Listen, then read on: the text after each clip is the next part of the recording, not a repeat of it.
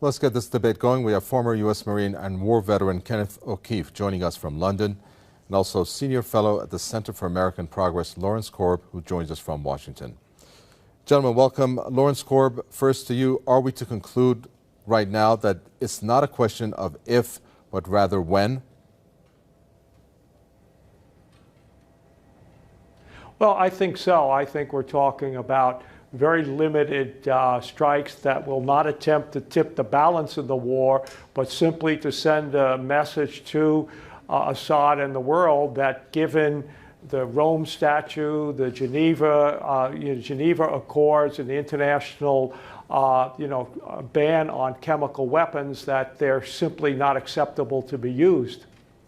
Ken O'Keefe, do you agree with that? I mean, some are saying, even U.S. lawmakers, that what Lawrence Korb there said then amounts to somewhat of a symbolic type strike, if anything.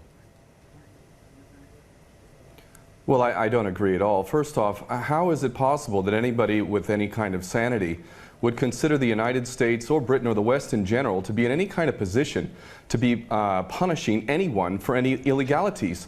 If we want to take a look at Iraq, there is at least 1 million, probably even close to 2 million dead. We invaded that country, destroyed it, created millions of orphans, millions of refugees, and never even so much as apologized for that. Let's go back to Vietnam, where we dropped 20 million bombs, more than all of World War II combined. We have destroyed so many countries. We have tortured and killed and maimed and raped around this planet. Who in the hell in their right mind would consider the United States or the West in general to be in any position to punish anybody? Never mind the obvious facts that this is a false flag attack and a long list of false flag attacks, which let's get into that, please. Yes, we will. And we'd like to get into the issue of morality here, Lawrence Korb. If we can, the U.S. Secretary of State John Kerry described the use of chemical weapons in Syria, and I'm sure you're familiar now with this adjective, moral obscenity, as he said. And I'm sure you've heard about foreign policy, how they revealed one day before that speech the declassified CIA files showing that back in the 80s Saddam Hussein was actually aided by the U.S. in terms of the chemical attacks that it exercised on Iran. Can you speak a little louder? You're fading in and out here. Okay. I'm talking about the moral obscenity adjective that U.S. Secretary of State John Kerry described. I'm looking at that and how that just a day before that speech, foreign policy came out and showed proof that the CIA was involved in the chemical attack that Saddam Hussein exercised against Iran. Doesn't that, in a sense, show the hypocrisy that's involved when we're talking about the morality of the use of chemical weapons, when the CIA itself was involved with the chemical attacks that Saddam Hussein used against Iran? Well, there's no doubt about the fact that they knew that Saddam would use the chemical weapons and didn't speak out when they were wrong back then. But that was before the international treaty banning chemical weapons, which doesn't come till the 90s. And so it's a different era. You have a treaty that went into effect in 1993. What you're talking about was back in the early 1980s. But you're right. The United States and other countries should have spoken out about the use of chemical weapons. We didn't use them, but we knew that Saddam was going to use them against the Iranians to prevent a breakthrough in that war. Ken O'Keefe, it's kind of ironic that you have the UN Secretary General Ban Ki-moon and the UN Special Envoy Lakhdar Brahimi. Practically, if you really look at it, they're almost begging for the U.S. and its allies, including France and the U.K., to go through the Security Council in order to get backing for this. But of course, you're saying let the chemical investigation by the UN inspectors take place and for results to come out. I mean, what does that mean in terms of international law, what the U.S., UK, and France in particular are pursuing here? Well, we don't operate under international law. What we have is the color of law, the law of the jungle, in which the rich and the powerful basically determine what goes and what doesn't go. Iraq is a perfect example of that. Why isn't Tony Blair and George Bush rotting away in a prison cell for the rest of their lives? Because the law is not being applied. These are war criminals and they should be in prison for the rest of their lives, if not executed, if their own rules were adhered to for their own crimes. Not only that, but we need to really understand the truth here. First off, all of these players, these politicians, are nothing more than puppets. They don't serve the people. There is no real democracy. They really serve the rich and powerful who run the world, and that would be the bankers who control the money supply. The bankers, of course, make huge amounts of money. Whether they make bad investments or not, wars are great for them, and ultimately they control the politicians, and that is why we see these policies. Obama and Cameron are nothing more than puppets who read the script, and the script is, we need another war. And the reason why we need another war, according to these psychopaths who are running the world, is because more and more people, despite the clueless masses who continue to be entranced by things so ridiculous as X Factor and American Idol, there is larger numbers of people around the world who are realizing the truth and beginning to recapture the capacity to think for themselves. And they can see that these people who are being put in positions of public trust are defying that trust and representing an agenda which they could never speak about openly, because they're nothing more than prostitutes and nothing more than minions for the powers that be. Lawrence Korb, you talked about what was a limited strike. I'm looking at some of the statements that are coming out from the U.S. officials, and they have this particular two that I'm going to refer to said they want to remain anonymous. But AFP reported, if there is action taken, and I'm quoting, it must be clearly defined what the objective is and why, and based on clear facts. Does the U.S. have that right now? Well, again, that's what the president has made it very clear, and the people around him, they don't want to get involved in this war and pick one side over the other. In fact, President Obama has been criticized for not getting involved in this war at all. And what they're talking about are limited strikes that would deal with the headquarters of the people who, ordered these chemical strikes, deal with the communications nodes of the people, not the chemical weapons themselves, because that would create all kinds of problems. But they also said, this is the other anonymous U.S. official, that it's going to be more than a single set of military strikes, and the options are not limited just to one day of an assault. It kind of goes against what the U.S. has said. What are we looking at here? There's got to be some kind of clarity coming from perhaps somebody like you from the Center for American Progress that has an idea about what the intentions are behind the strike. It can't be just they're going to go in limited basis, then sit back and have the status quo continue. I mean, is that really, does that sound feasible or logical even? Well, I think their intention, they've got 4 destroyers. Each of the destroyers has 24 missiles, so you're talking about 100 missiles all told. They've been very clear they're not going to use aircraft, and my guess is they will go in and strike the headquarters of the groups that control these chemical weapons, some of their communications facilities, some of the troops that have been involved in this, and basically send that message. Now, if Assad government should decide to ignore that or use chemical weapons again, then I think you would see further strikes. But the intention here is to send a signal that after the treaty that bans the use of chemical weapons, these will not be tolerated anymore. The United States not trying to get involved in this war. In fact, the president's been criticized by some of our allies and people here at home for not doing more.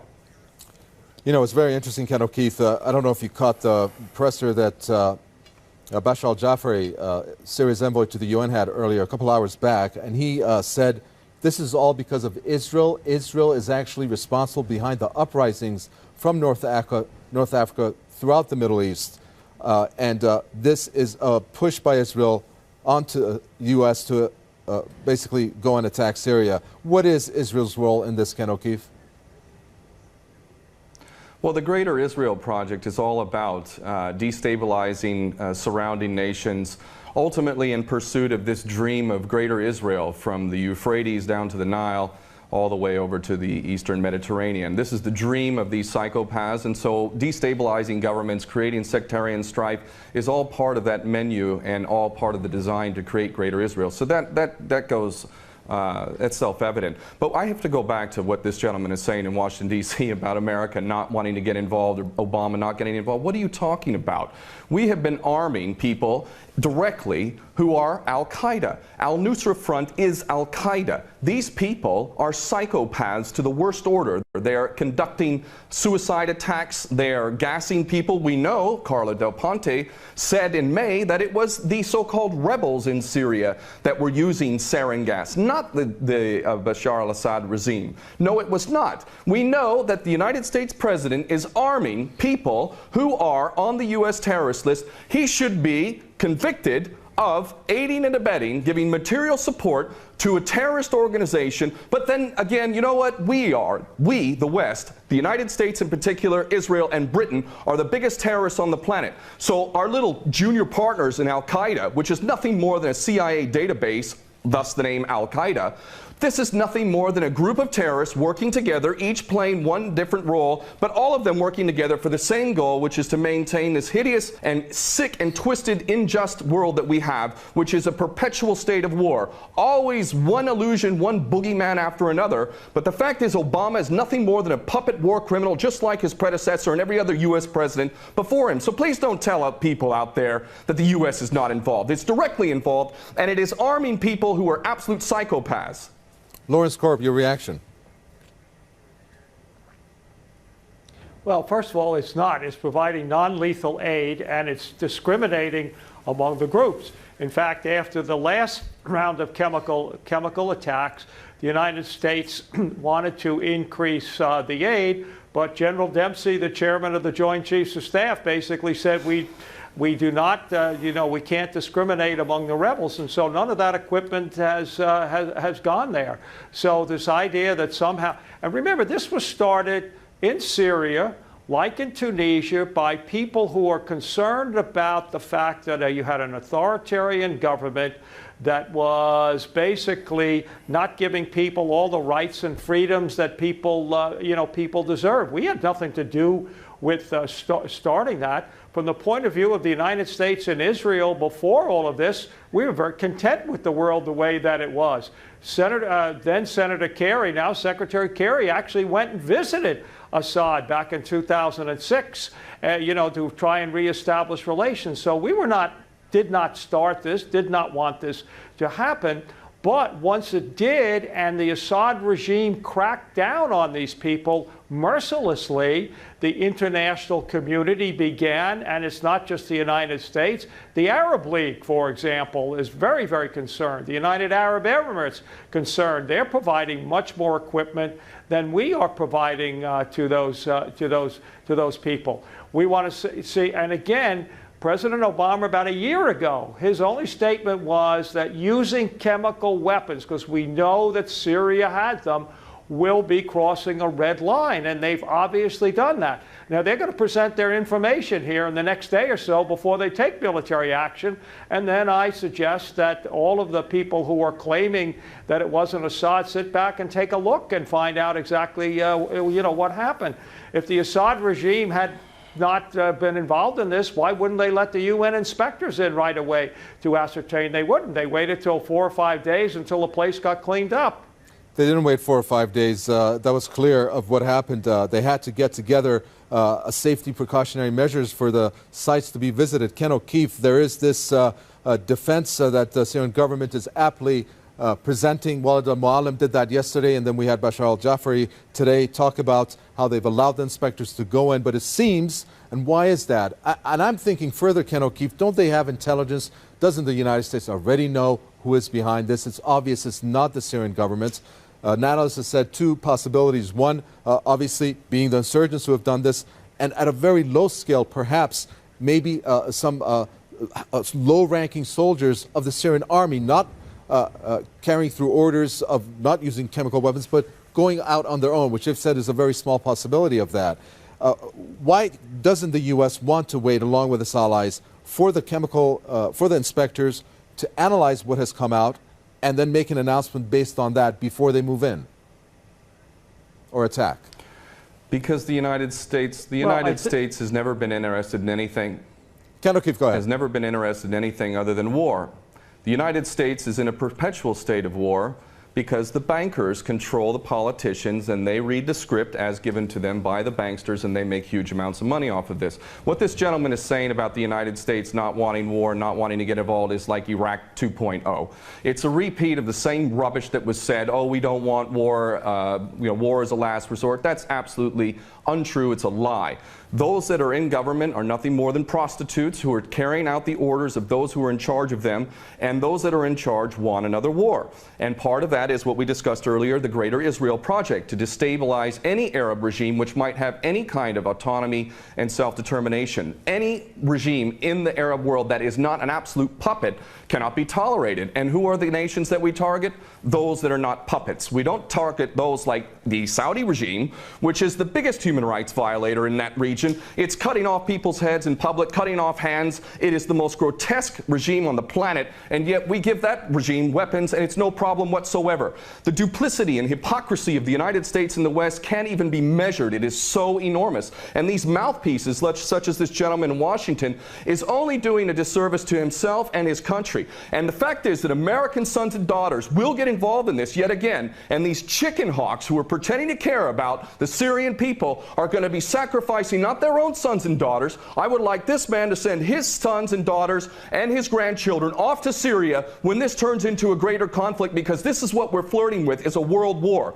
A third world war. This is not a joke. We are flirting with a third world war on the basis that apparently we care so much about the Syrian people, just like we care so much about the Iraqi people and the Afghani people. The only people that buy this sort of stuff are either bought-off prostitutes or the dumbest of the dumb. And we're also led to believe that Assad is the dumbest idiot dictator on the planet now, isn't he? Because he invited UN inspectors to come in, and he brought them in on the very day that they come in. He decides to attack his own people 10 miles away from where the inspectors arrive.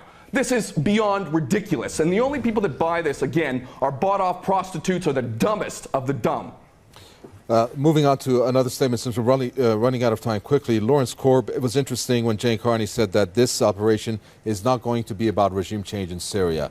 Don't you find that to be a bit odd? I mean, talk about regime change all along, and then him saying that. That has a lot of weight to it. Tell us your reaction when you heard that.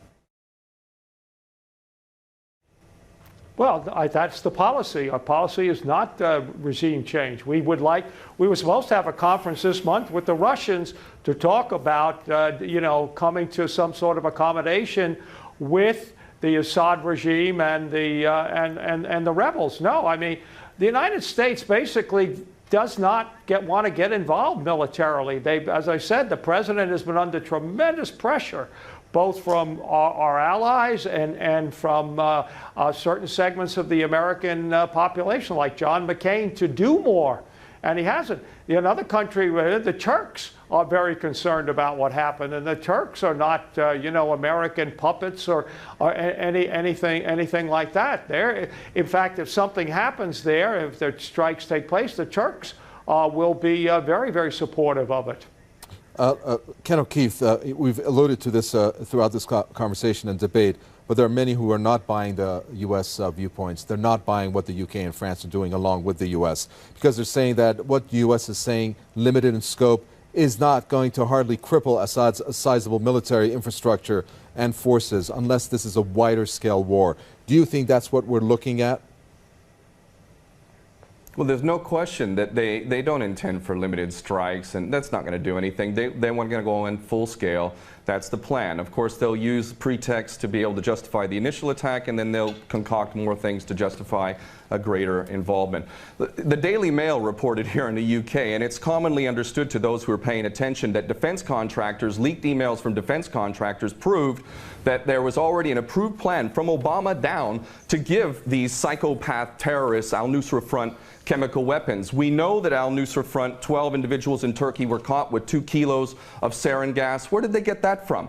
And this is, you know, clearly a false flag. We understand this to be true, and it's the only way that they could justify an attack at all. And I have to say, I'm happy that the gentleman in Washington mentioned Dempsey, General Dempsey of the Joint Chiefs, because I'll tell you what, more than anything else, it is the true American patriots, those who are sick and tired of having given up their life to basically serve the American dream, the American nation, the Constitution that they swore to uphold. It's those military men and women. It's you now. It's coming to you now. Are you a patriot or are you not? Are you going to let your nation descend even further into the chaos and corruption that has been so sick and so twisted that it's destroying American lives as well as the rest of the world, to the tune of 22 American servicemen a day who are committing suicide? Are you going to sacrifice more of your American sons and daughters for Israeli wars, for Zionist wars? Are you going to continue to do that because you are not a patriot? You are in fact aiding and abetting the terrorists you supposedly think you're fighting against.